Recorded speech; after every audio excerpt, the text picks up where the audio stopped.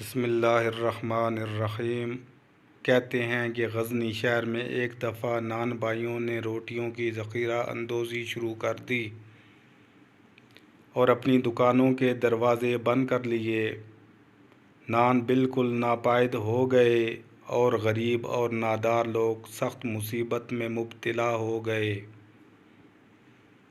لوگوں نے بارگاہ سلطانی میں فریاد کی اور سلطان ابراہیم غزنوی کی خدمت میں شکایت لے کر گئے۔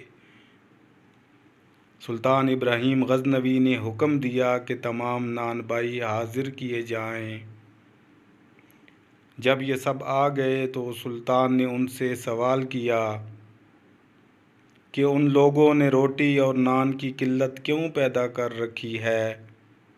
تو وہ بولے، اس شہر میں گیہوں اور آٹے کی جتنی بوریاں آتی ہیں انہیں بادشاہ کے نان بھائی بادشاہ کے حکم اور فرمان کے نام پر اپنے تصرف میں لے لیتے ہیں۔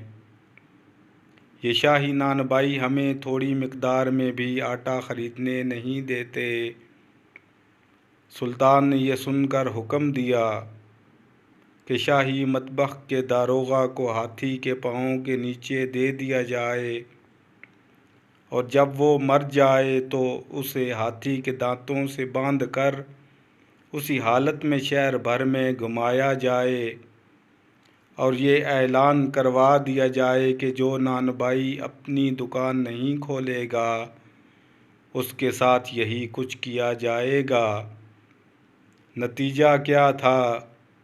لوگوں نے اپنے ذخیرے نکالنے شروع کر دیے اور شام تک تمام دکانوں پر روٹیوں کے انبار لگ گئے، حتیٰ کہ کوئی خریدار نہ رہا۔